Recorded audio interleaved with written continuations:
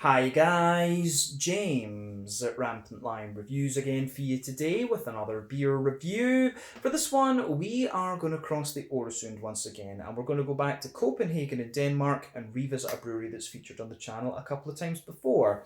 I've had some really nice beers from these guys over the years. I would say though that until recently they have been a little bit hard to come by, but they have made their beers a little bit more readily available in recent times, which is great to see. So hopefully we can continue to review from these guys regularly over the next little while. But the beer that we're going to have a look at today is a style that I know this brewery can do very well. It's one of their latest re-releases, I guess we can say. I think this beer was done a couple of years ago actually originally, so I'm quite curious to see what it's going to have in store for us. So hopefully it's another good beer, hopefully it makes for an interesting review, and as always I hope that you guys enjoy my take on this one as well. So yeah, for this review then, like I say, we are going to go to Copenhagen, the Danish capital, on Sjælland in the east of the country, and we're going to have a look at another beer from Ghost Brewing, who are one of the numerous gypsy breweries operating in the city. So this particular beer is called Black Beast. It comes in at 11% ABV, and this is another Imperial Stout.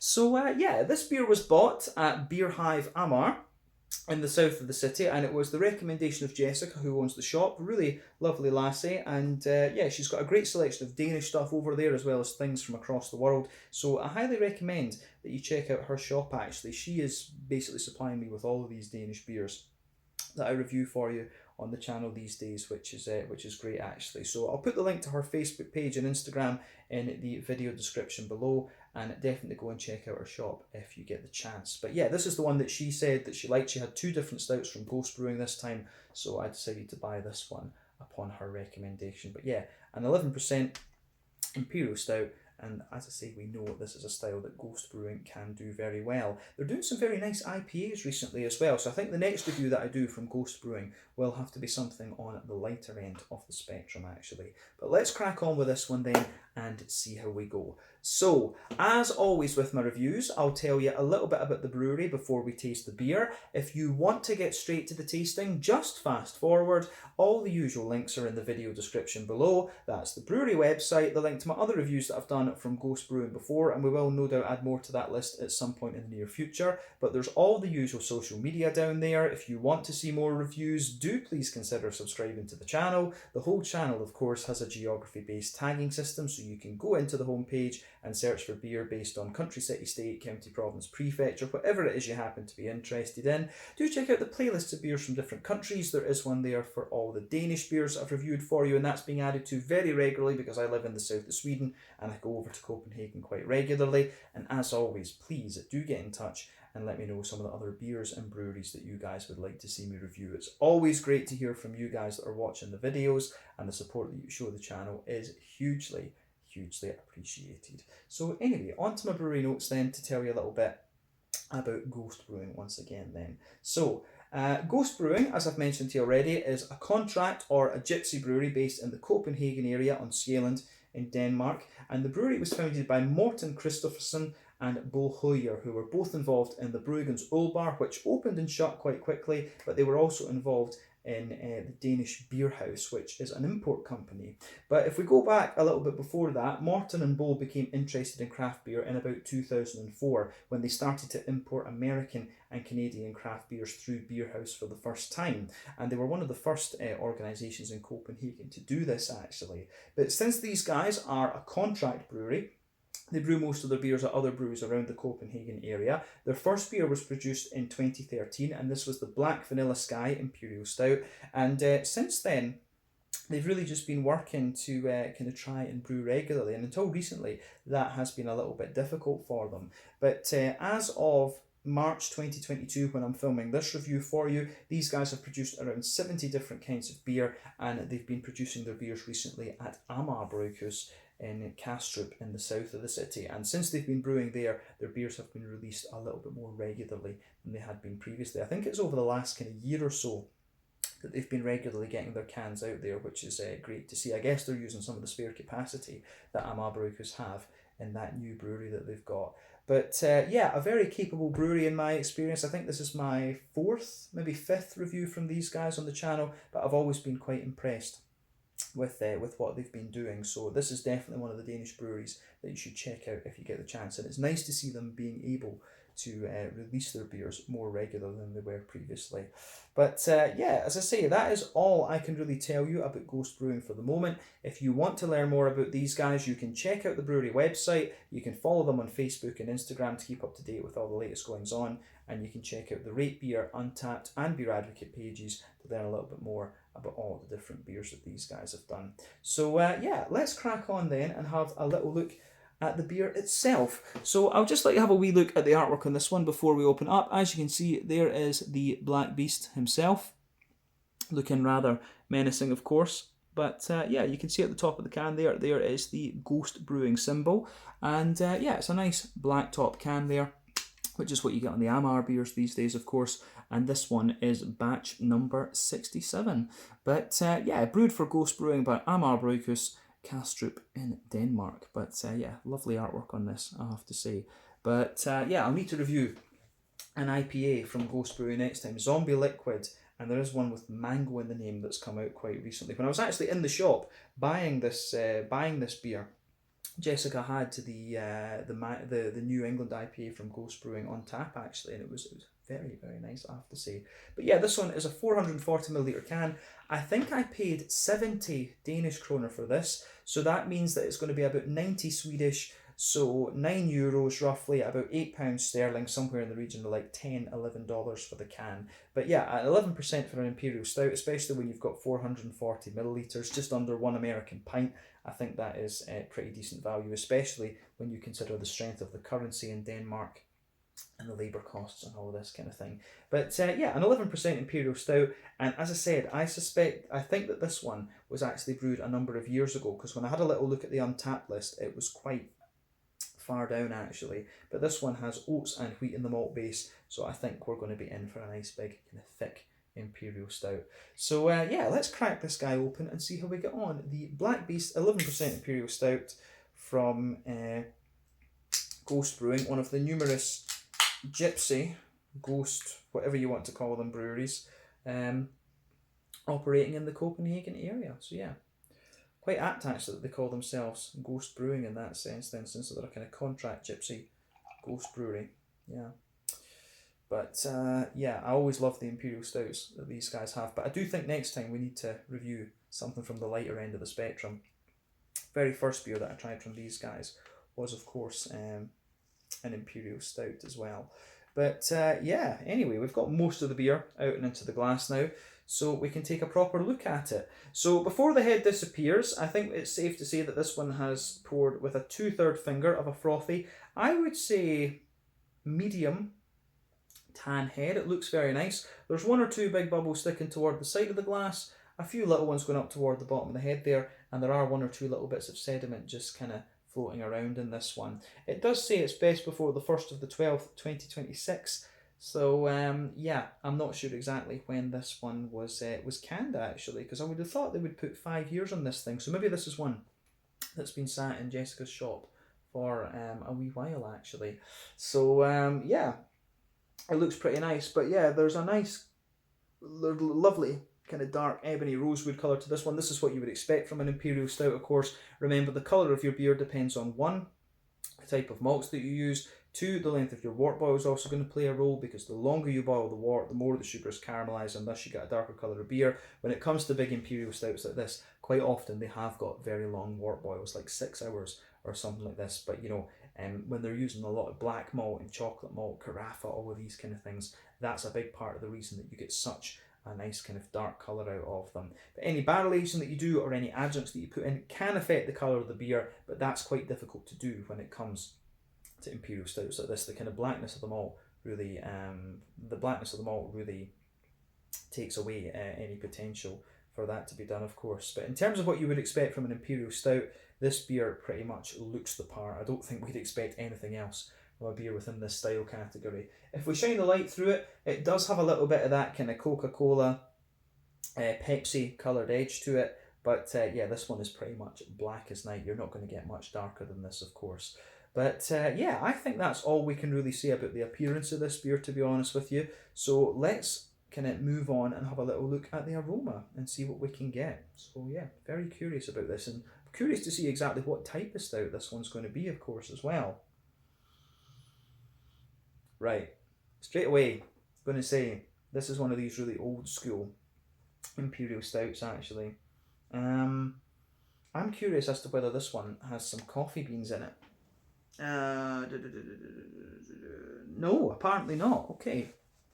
So, it had this really nice, smooth, roasty coffee aroma to it. So that's the first thing we need to say about the aroma of this beer. I'm going to say straight away from it, it has that kind of old school Russian Imperial stout sort of thing. And remember, in recent times we were reviewing a lot of these beers from Finland, actually. Some of the really old school Imperial stouts we were getting from Finland were absolutely great. Yeah, aroma-wise, this beer, I think, is... aroma-wise, this beer is absolutely lovely. So yeah, where do we start with it then? So, yeah, just a big, smooth, but roasty and toasty, slightly fruity Imperial stout, this one. That's my first impression of the aroma here. But if we want to go into the aroma a little bit more in depth, we'll start there. So the backbone of this beer, it has a lovely kind of smooth, woody character to it. That goes together really, really nicely. On top of that, there's a roasty, toasty, well-fired bread crusts in there. Again, I very, very much like that. But yeah, it's at the same time, it really is pretty smooth in a sense. So yeah, bit of a woody backbone to it. There's quite a few nutty elements in there as well, which is great. A little bit of a kind of brown bready, rye bready bread crust sort of thing. You can get that sweeter side of the rye bread as well. And then on top of that, you've got on top of that, you've got a lot of other things going on as well. I mean, yeah, there's a lot of, as I say, woodiness, nuttiness, toasty bread crust, wee bit of a kind of rye bready sweetness, and then a whole host of other things going on. I do suspect there's a bit of carafa in this, because you get a little bit of that slightly coffee-ish note, so that's kind of interesting. So you get that roasty, toasty, well-fired bread crust, the brown rye bread, then just at the back of that you can smell a wee bit of that smooth, roasty kind of coffee character. But you can smell there's a lot of chocolate in this one, and it's quite a dry chocolate as well. I would say that it's 70 to 80%. I would say that it's a 70 to 80% cocoa, maybe a little bit more than that, but 80% cocoa would not be out of the realms of possibility for this one. There are one or two little bit more kind of milky elements coming out of it, a nice little bit of a milky chocolate in there. But yeah, definitely some nice toasty brown sugars, definitely a wee bit of a kind of sweeter, leathery kind of note as well. So the leathery brown sugars that you get out of this one tell me that this beer has probably had a little bit more of a kind of longer wort boil. But yeah, nice kind of there's some roasty, toasty brown sugars in there. You've got that kind of more leathery, dry kind of character out of it as well, but also a wee bit of a more kind of sweet, oily caramel. Maybe one or two little biscuity elements too. But yeah, the aroma that comes out of this beer, I think, is very, very nice in that sense. So yeah, the way that this beer goes together from the malty perspective is quite nice. You start to get one or two little kind of cakey elements out of it as well, but yeah, it's got everything. It's really got everything that you'd expect, and definitely the more that you smell this beer, the more that it kind of sweetens up a wee bit, in fairness. So yeah, quite a few things going on there. I do get a little bit of booziness out of it as well, the more that I smell of it too. Yeah, but definitely a kind of old school roasty, toasty Russian Imperial stout, this one. There's no doubt in my mind about that. Yeah, on the hoppy side of things then, what do we get from that? So, one of the things we have to remember, of course, that Imperial stouts are not the most kind of hoppy style of beer, but you do get a fair little bit out of this. There's a nice wee touch of earthiness in there, a little touch of a herbal quality, and you can smell the kind of remnants of a nice little bit of floral character in there. But of course, I think this beer, just going from the date, I think this one might have been sitting in the shop for a little while. Of course, that's not really going to affect an Imperial Stout, of course, because these beers can be aged for a long time. In fact, the recommended best by date on this one is 2026, so we're definitely safe with it. But yeah, you can smell that some of the hoppy character, you can smell that it's really starting just to kind of drop out of this now. But there's definitely some remnant of a nice floral aromaticity in there. You still get a little bit of it, but you can smell the rest of it underneath. We touch a herbal character, as we said, and there's also a little bit of a kind of there's also a little bit of a sort of grassy, a wee little bit of a kind of grassy note to it as well. So I really like how that goes together in this one. This goes, the green component of this one is very, very nice actually, very, very smooth in a lot of ways too. But yeah, aroma wise, I think it goes together pretty damn well. So yeah, on the fruity side of things then, I'm going to say about this one, I actually get quite a little bit of a kind of fruit loaf, fruit cakey sort of vibe to this beer as well, which is great. So that's really interesting too. So yeah, it has got a little bit of that kind of chocolate brownie note to it, but on top of that there's a wee bit of that kind of fruit bready, fruit loaf sort of thing. But the fruity side of this beer is quite nice. I do get a little bit of a sharper raisiny note out of it. There's a wee bit of a kind of more dried figgy note, some black currants as well.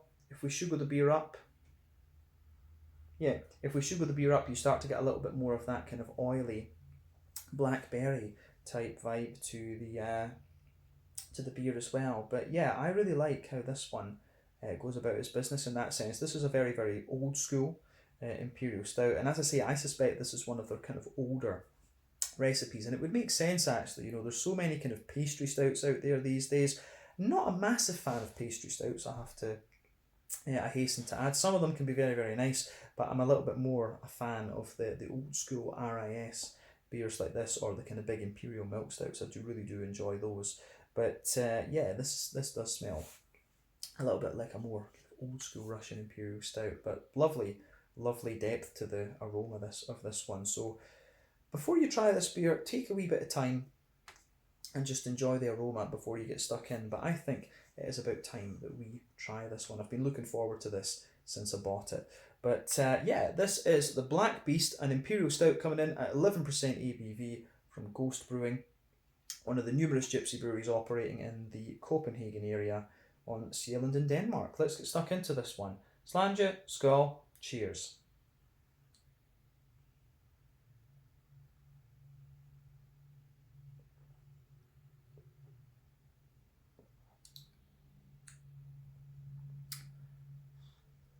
That is pretty nice. Yeah, I'm going to say straight away, the first impression that I have of this one, this is a big, just beast.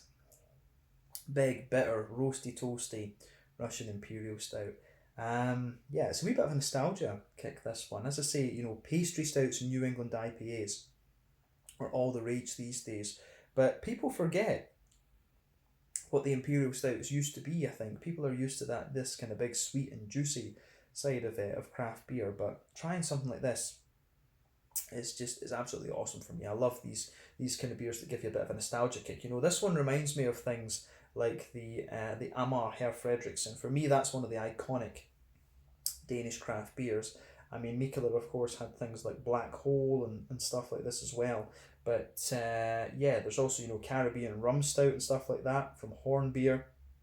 You know, the Scandinavian breweries, as I've said many a time, are great when it comes to these big roasty toasty Imperial Stouts, and they're always very thick as well. I'm always, when I go to try some of the American ones, they've always got very good flavour, but I think it's very difficult to beat the Scandinavian breweries when it comes to the thickness of these big Imperial Stouts. So yeah, that's definitely something, pardon me, to keep in mind with these beers.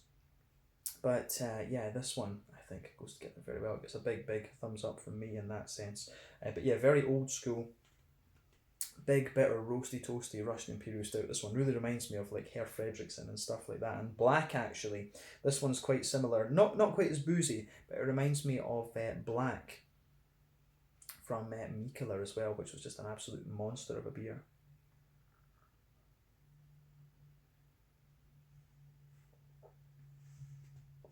So yeah, where do we start with this one then? Yeah, let's focus on the middle third of the palate then, as we always do. So the backbone of this beer is that roasty, toasty, very, very well fired bread crust. That comes out of the beer really, really nicely in this one. So yeah, big roasty, toasty, well fired bread crust, that is forming the backbone of the beer.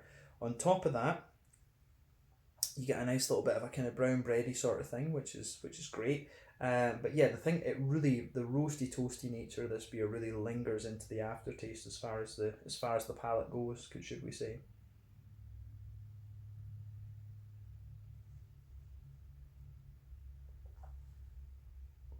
Yeah. Yeah. So the more that you drink of this beer, I think your palate kind of mellows out. It mellows out a little bit, and your palate really starts to adjust to it. So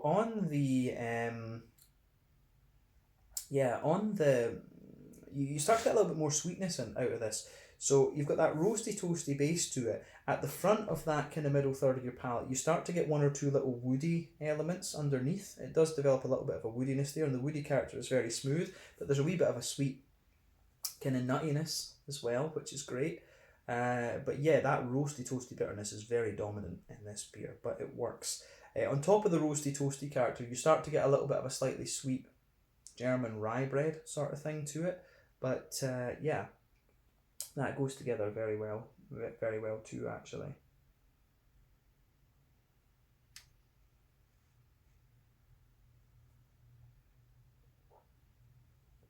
So yeah, roasty toasty backbone, wee bit of a kind of brown sweet rye bread sort of thing, and that definitely does sweeten up the more that you drink of this beer. Then on top of that, you start to get the chocolatey kind of cocoa type elements to the beer as well. So yeah, toward the back of that middle third of the palate, you really get the high bitter cocoa notes there. So you've got an 80-90% cocoa character to it. As you move further forward, it starts to mellow out a little bit, and you maybe get like a 60% cocoa. So the spectrum across that middle third of your palate isn't too wide, if that makes sense, but you certainly get that. But you certainly get a bit of that kind of roasty toasty, almost coffee bean bitterness out of this one. It's not quite smooth enough to be a coffee bean, but yeah, you can really feel the spectrum in this. The further back on the palate you go, the more bitter this beer is, but the more further forward you go, it kind of mellows out. But I've said this in reviews before, you pick out these sweeter, the sweeter flavours definitely come out further forward on the palate than the more bitter flavours. So yeah, bear that in mind. But yeah, you've got that big roasty toasty, almost charcoaly type chocolate on the back of that middle third of the palate, but as you move further forward it develops to be a more kind of 60% cocoa chocolate. On top of that you've got a little bit more of a kind of oily brown sugary caramel coming out of the beer. This one, it's not too sweet in that sense either, actually, so let's just focus on the brown sugars a wee minute.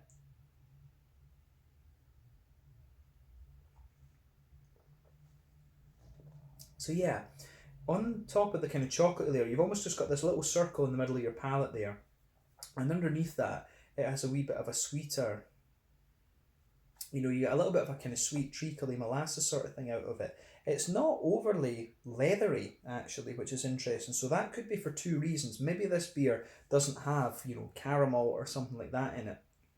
Either that, or it's not got the longest wort boil going in an Imperial Stout. So it could be either of those two reasons, I would think.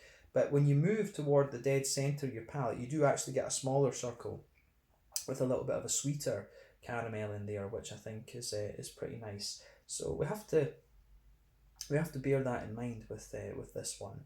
So yeah, on the when you move further out, that little boozy, you can taste the booziness in the very dead centre of your palate as well. So when you move out from the very dead centre of your palate, you've got that oily kind of brown sugary booziness there, but as you move further out, it's got a roasty toasty brown sugary character toward the edge of the palate.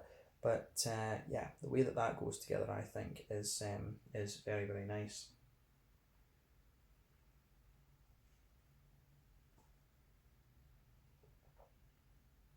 And like I say, that brown sugary note, it does sweeten up, and I think you get a wee bit more of that treacly molasses sort of vibe out of the beer, the further into the aftertaste that you go. So yeah, I do like how this one goes together in that regard. So again, a thumbs up from me. But yeah, I like it. I do like that about this beer. I don't think there's anything else we really need to say about the middle third of the palate there, but that roasty toasty backbone that this beer has is pretty dominant. But let's focus on the back third of the palate then. So the border region between middle third and back third of your palate, again you get a little bit of a bready build up to the beer. It almost feels a little bit like a kind of coffee bean. You do get a little bit of that kind of coffee bean thing, but without the sort of fibrousy type quality that you get from that. But yeah, you can feel that roasty toasty bread crusty note there. But on the back third of the palate, you've got similar layers of very bitter roasty toasty backbone to it. On top of that, you get that thicker kind of brown bready note. You get that thicker kind of brown bready note to the beer as well. And then yeah, on top of that, you can feel the yeasty character of the beer. So you get that more dense, doughy, bready character coming out of it. Then there's a wee bit more of a... There is definitely a little bit more of that.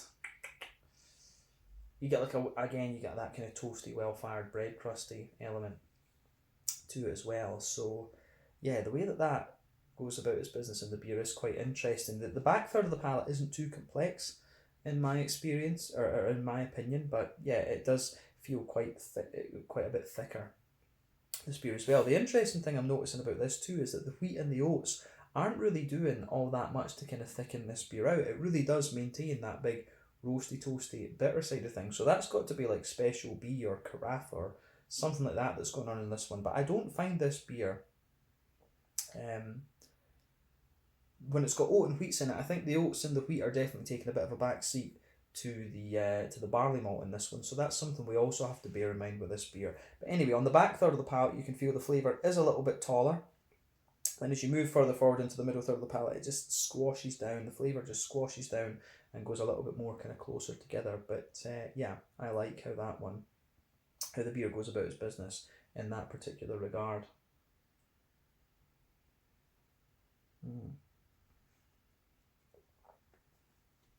So yeah, for me, it gets a big thumbs up there. Yeah, malty side of this beer is pretty nice, but definitely an old school roasty toasty high bitterness Russian Imperial Stout. There's no doubt in my mind about that. But let's focus on the hoppy side of things then. Back corners of the palate, you've got a nice little bit of earthiness there.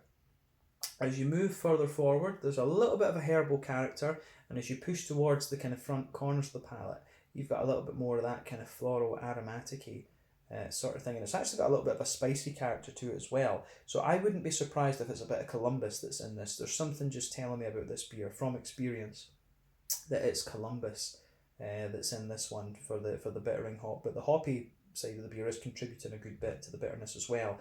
Round the front curve of the palate, you get a little bit of that lighter kind of grassy sort of thing to it, and it's quite a wet grassiness that you get out of this one. But yeah, green component of the beer isn't so much the focal point of the flavour, I think we can say, but I get quite a bit of spicy floral aromaticity from this one, and I would not be surprised in the slightest if it was Columbus that's in this beer. But it works. Let's focus on the front third of the palate then and the fruity side of the flavours just to kind of round off. So the border region between front third and middle third of your palate, again there's a wee bit of a bready build up there, a wee bit of that bread crusty kind of character. Then the base of the front third of your palate is a little bit more of a kind of smooth brown bready sort of thing once again. So yeah, I do like how that goes together.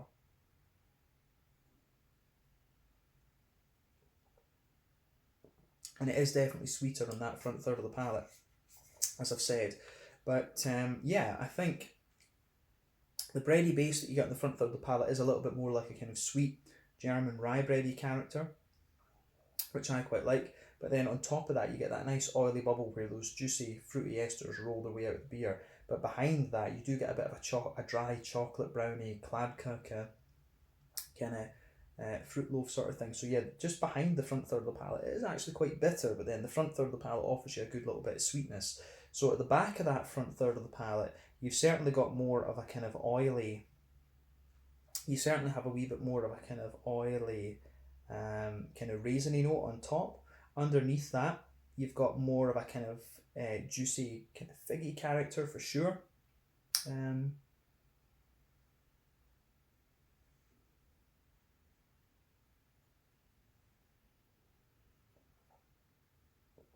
So yeah, you've got a really nice kind of, you have got a nice kind of raisiny, yeah, you do get a good little bit of a kind of raisiny sharpness to this one, some oily, juicy, figgy characters underneath.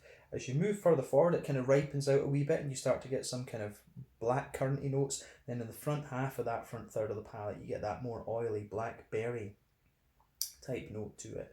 So yeah, I do really like how that how all of that goes together. But yeah, the fruity side of this beer, I think, is it's really quite nice actually. I think this beer really kind of balances itself out quite nice. It's a very high bitterness, sort of Russian Imperial Stout, but everything else just kind of works together very, very well. So it gets a big thumbs up from me, this one. This is like some of the first beers that I tried from Ghost Brewing back in the day. I can't remember how many other beers I've tried now. I think it must be about 5 or so. But yeah, they never disappoint, particularly in this Russian Imperial Stout category. But very curious to see how these guys would do like a barley wine or a Scotch ale, something that's a little bit more kind of brown sugary orientated. But this is very good from them once again. So thumbs up to them for this. But let's round off the review with a wee look at the mouthfeel then.